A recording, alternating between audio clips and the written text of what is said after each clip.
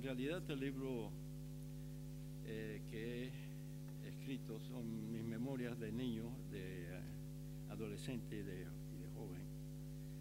Y la parte de Camagüey solamente ocupa una cuarta parte o tercera parte del libro, y el resto es de La Habana porque es la parte más importante del libro.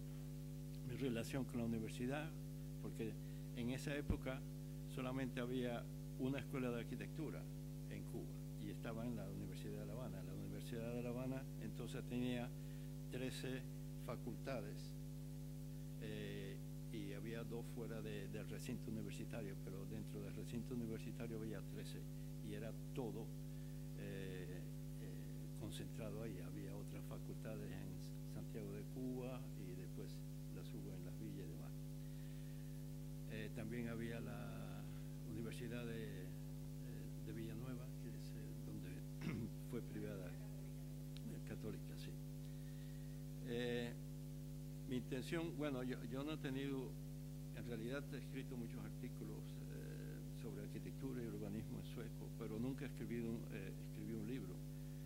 Y este libro fue una casualidad. O sea, yo en una visita que estuve en La Habana, un viejo compañero mío de escuela, le dije mi experiencia con ser portador de un mensaje de Mazzetti, que tuve que viajar a Miami para entonces llamar por teléfono a Buenos Aires.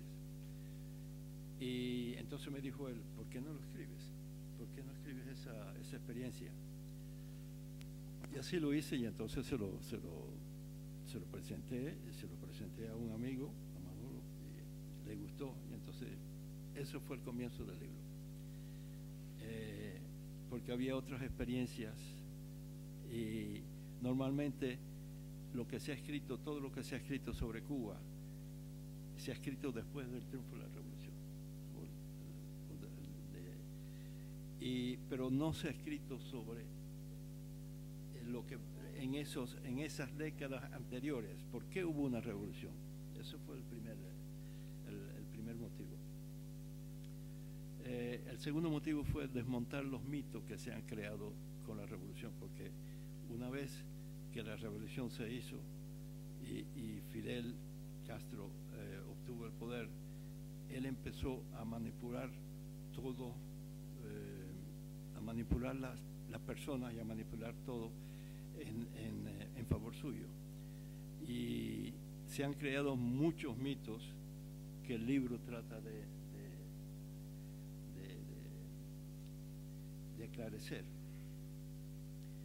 Y el tercer motivo del libro es el papel que tuvieron los estudiantes en la revolución. Porque para mí la revolución cubana fue una revolución monolítica al principio. Tenía 2 fines. Primero, acabar de alguna manera con el dictador Fulgencio Batista, y segundo, era acabar con el monocultivo que había en Cuba, o sea, el azúcar. Eran las 2 principales preocupaciones que teníamos nosotros en aquella época. Después pasaron otras cosas y en fin. Yo lo que quiero ahora, quizás a manera de introducción, si es posible, si tienen la paciencia de escuchar 2 o 3 minutos mi introducción. En Cuba ha habido varias ocupaciones por potencias extranjeras. La española en 1492, la inglesa en 1762, la americana en 1899 y 1906. Guerras civiles al exigir sus derechos el Partido Independentista de Color en 1912. Revoluciones como fueron la Chambelona en 1917, el Machadato del 27 al 33, el golpe de Estado de Batista en el 52, aunque de hecho el hombre, como lo llamaban sus seguidores, tuvo las riendas del poder desde la huida de Machado en el 43 hasta el 44. Entonces, en el 44 vino las elecciones donde Grau fue presidente y en el 48 donde Pío Socarrás fue presidente. El concepto de golpe de Estado es fluido, ya que no solo se puede aplicar a la toma del gobierno por la fuerza, sino también poder dictar su voluntad detrás de una fachada política legal. Y es en realidad lo que Fidel Castro está haciendo. En solo 5 décadas hemos sufrido traumas políticos y sociales, en solo 5 décadas, con miles de muertos desde nuestra independencia en 1902. Desde luego, mi presentación no tiene por objeto analizar estos hechos históricos, sino solo exponer el trasfondo que motivó una revolución socialista en Cuba. Una revolución que partió de premisas muy claras y precisas. Primero, restituir la Constitución del 40, que es una de las más preclaras y buenas constituciones que se han redactado, y eliminar de cualquier manera al dictador Fulgencio Batista.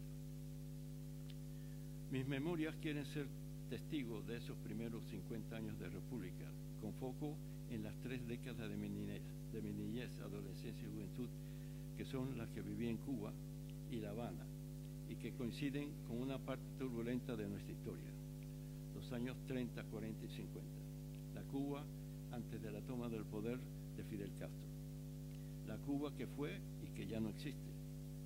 Con ellas quiero exponer con mis ojos de niño y ya crecido cómo viví esos años en una ciudad del interior de la isla, la tercera en tamaño, Camagüey. He querido ser fidedigno a cómo viví y experimenté esos años sin edulcorar mis experiencias en la Cuba en la que crecí. O sea, yo lo que en esta memoria he querido ser leal y fidedigno conmigo mismo, tal y como yo lo vi, tal y como yo lo expreso. Y es digamos, el contenido, el espíritu del libro es ese. Ser testigo, un documento testigo de esa época. Un cambio radical en mi vida tuvo lugar cuando, una vez terminado el bachillerato, me trasladé a La Habana para estudiar en la Universidad de La Habana, donde entonces se hallaba la única escuela de arquitectura. Tuve la suerte y el privilegio de coincidir al matricularme con otro estudiante que llegaba de Cárdenas para emprender la misma carrera, José Antonio Echeverría, el Gordo, como cariñosamente le llamamos en la escuela. Para mí todo era nuevo en La Habana, la ciudad con sus luces e intenso tráfico, las nuevas amistades, situaciones y oportunidades, el vicio, el enorme reto académico.